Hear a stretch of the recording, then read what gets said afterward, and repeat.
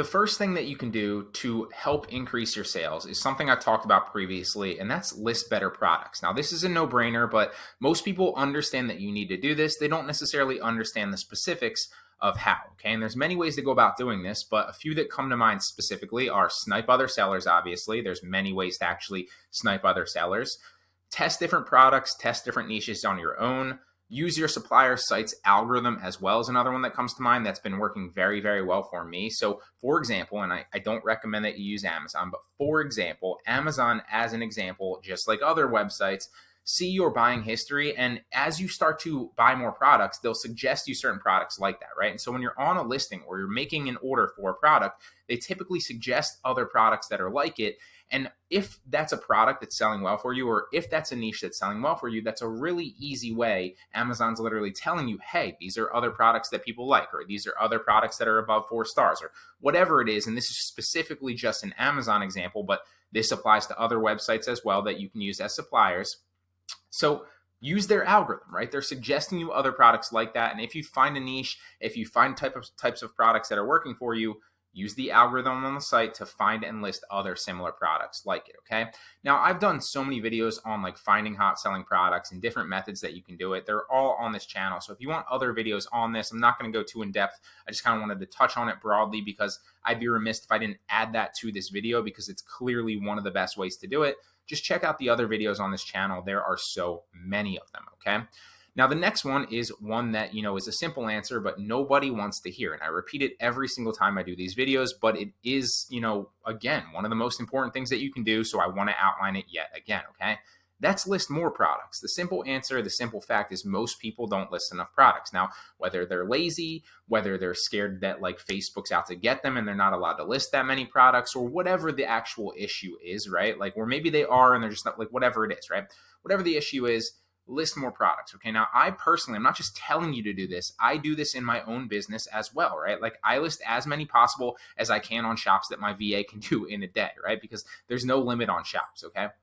On Facebook Marketplace personal accounts, there's a limit for 150 a day that you're allowed to list, right? So I list as close to 150 a day on personal marketplace accounts, right? My VA lists about 120 a day, sometimes 130, depending.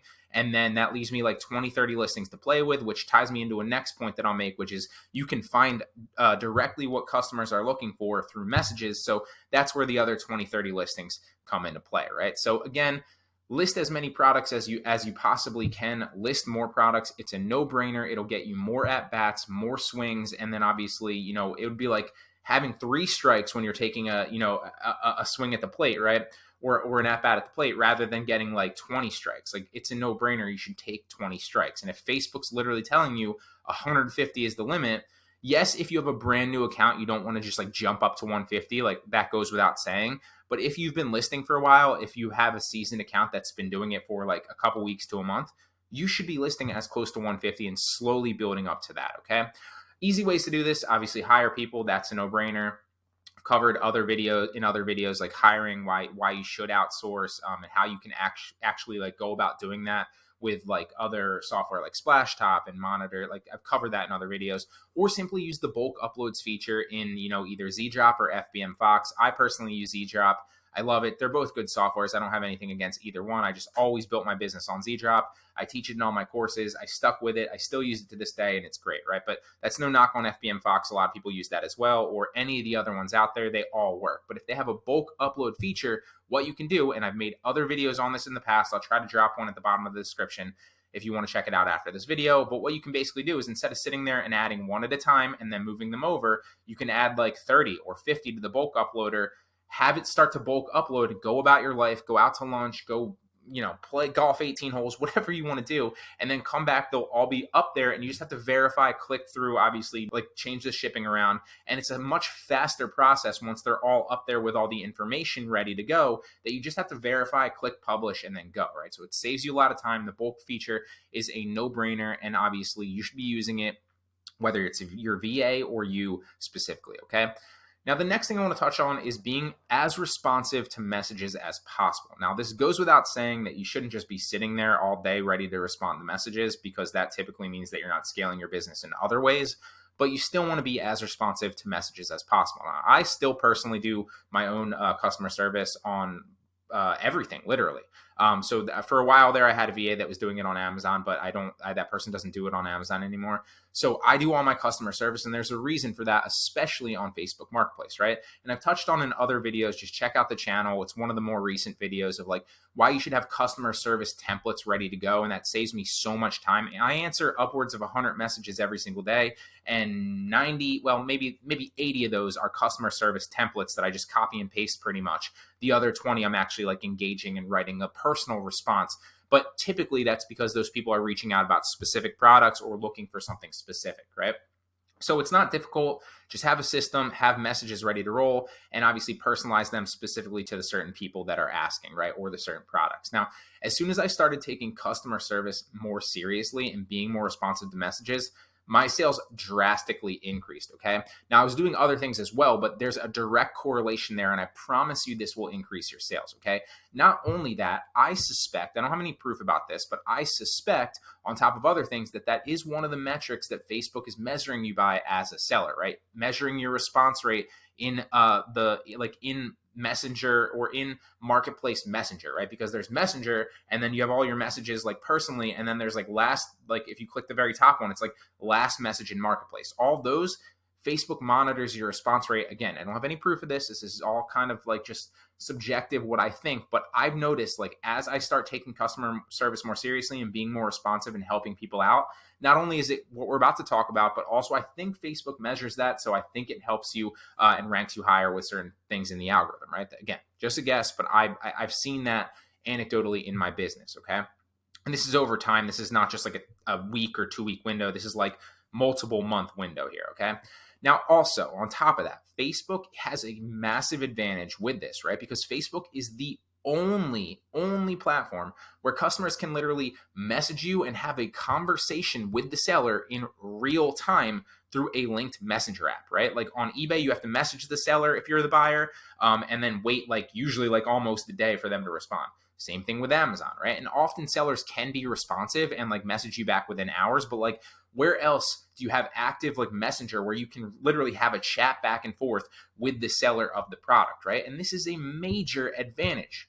So use it, right? Customers are in that buying mentality. And also depending on your specific price points, most purchases online in general, but especially when you can respond to them, is an advantage because most of those purchases online are impulse buys, right? Or at least most of them tend to be. That means that if you're not responding to messages fairly quickly, you're literally giving sales away because your customers are no longer ready to buy, by the time you're ready to respond. If somebody's about to make an impulse purchase of $50 or $40 or whatever, and they have a quick question and you don't respond for 3 hours, chances are their impulsivity has shot down all the way. And they might still potentially buy, but they're not as likely to buy as they would if you responded within that first hour potentially, right? So be more responsive to messages. There's, some anecdotal kind of insights there that I think, but also Facebook is the only real-time messenger where you can have a messaging relationship back with buyer and seller. So use it. It's a massive advantage, okay? Or hire somebody to do it for you.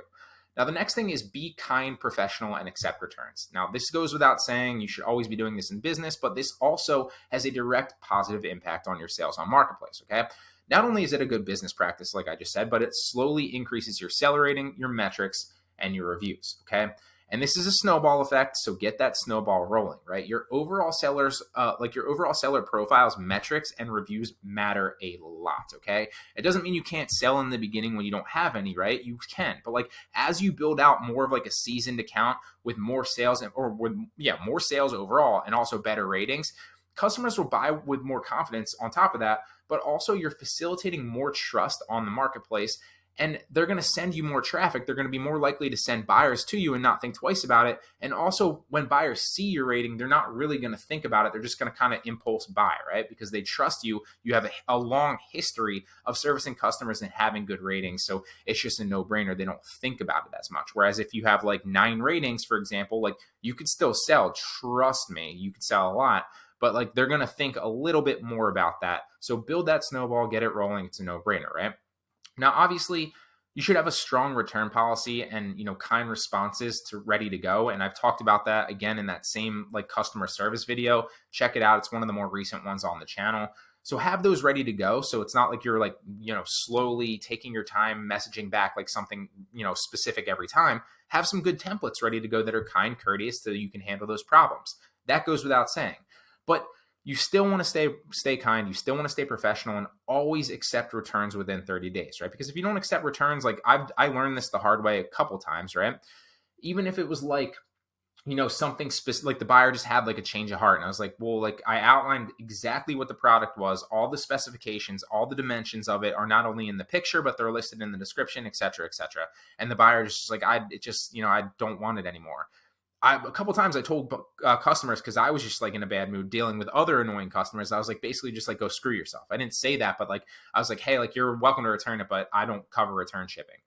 That's a mistake. Okay. I still do that every once in a while for some specific instances, but you should always accept returns. And even if you have to take the hit and like offer a prepaid return, if it's like, if it's a supplier where like they're not going to offer a prepaid return, like Amazon will, Walmart will, like there's plenty of them out there that do. So if you use those, and chances are you do use those, this isn't really an issue for you anyway, because you can always get prepaid returns. But you should still do prepaid returns, or at least have a kind, courteous buyer return policy within 30 days. Because if you don't, the buyer's going to be pissed off and rate you bad, right? But also, like if the buyer reports it to Facebook, they're going to win the claim anyway, hands down. So you might as well control what you can control. That's part of doing e-commerce and part of selling on the platform. And also, if you handle it right, it will increase your ratings and your metrics, which obviously, like I outlined, will help you sell better long term. Okay. Now, the next tip is that when you find certain products and certain niches that work for you, double down on those and list more products like them, right? Like as you start building out your sales, and as you're doing this for more and more time, you have a massive advantage over other people, because you can see all your past sales. You can see all the things that were working for you. You can figure out what niches give you better profit margins or sell better or whatever, go down that rabbit hole, right? So double down on things that are working for you and list a lot more of that. Like when I say this to people, sometimes like they'll go out and they'll be like, okay, I listed 4 or 5 more products. Just like no, list like 50, list 100 other products like that, or in that niche or whatever it is, right? Like there's no, like I said, you have 150 products a day to play with roughly. I wouldn't go up right to the 150 limit, but like maybe like 130, 140 is kind of getting close again. But like you have all these listings to play with. List more products like it. That's working for you, so double down. Okay. Also, a few pointers here that I kind of wanted to touch on is you can't just list things randomly off places like Amazon bestsellers and think that like you're going to have high profit margins, because a lot of people are doing that as well, and it's going to drive the competition's there, so it's going to drive the profit margins down if you're even making sales. And also, you can't do that, or like simple things like that. That's just an easy example for me to say, but like anything like that, right? Like going to Walmart and listing things on the homepage, or going to Home Depot and listing to things on the homepage. Like a lot of people are doing that because it's easy. So don't expect high profit margins if you do that, and don't expect a lot of sales, right? You also can't just go out and copy other people and snipe other people's listings and think that you're going to have, these massive results. Now, do not get me wrong. Sniping works, and other methods like this certainly work. I do them all the time, and I teach my VAs to do them, and that's how we find products, right? But ultimately, that's just one way to find products, so don't solely rely on it, okay? And it is not the best. It's not the best. At least for me in my business, I don't know. I don't have an attribution. I was going to make up a number there, full disclosure. I was going to say like 30% of my sales, but like there's no way I can actually say that. I have no idea. But like, yes, it's a great way to find hot selling products. And yes, it results in a good number of sales for me, but it is not even close to the best way that I find products specifically. So just keep that in mind, right? It is only one tool that you can use, okay? Also, keep in mind that like just because a listing is working for a seller, their listing, just like any algorithm, whether it's Facebook Marketplace, or if it's YouTube, or if it's like your Instagram post, like they might have a different trajectory for that specific listing, right? Meaning when they listed it, they immediately got a lot of traction, a lot of views, a lot of clicks, and that projected their trajectory up. So then obviously as they got more sales, Facebook saw that as a good product, started suggesting it to more people, and the snowball got rolling for them and that listing, right? You might be listing at a different time when there's potentially more competition. potentially not as many people on marketplace looking for it, potentially like a number of other factors. There's so many variables here, and that's why different listings at different times can work differently, or excuse me, the same listing at different times can work very differently, right? So just because another seller is selling a good product, yes, it's a good way and a good indicator that it could potentially work for you, but it's not a guarantee, right? So keep that in mind. I just kind of wanted to outline that. You can't solely rely on those two things or anything like them and think that like, hey, you're doing this, other people said that this is what's working, so like, something must be wrong, because you're only doing that. Use them all. There's so many different methods. Again, I've covered so many of them in other videos, right? And also keep learning new ways to find products that sell. If you're this far into this video, that's obviously you, and you should always be trying to, improve and look for new methods to find hot selling products and improve your business as a whole, right? That's a no-brainer, and I applaud you for staying this long, right? But ultimately, testing for yourself is the best way, because what works for other people is not necessarily going to work for you, and vice versa. What works for you is not necessarily going to work for other people. That's why it's so important to list a lot, so you can find this out for yourself, okay? And to this date, like we've talked about, like sniping or any of the other methods, like using the algorithms, and there's so many other methods. To this date, testing other things, or testing things that I think are going to work, not just on a small scale of like 5 to 10 products, but like over a large scale, and seeing like over time what works in the data and in the sales and in like the real-time feedback on Facebook. That's still to this day, hands down, the best thing that works for me to find hot selling products and scale my business.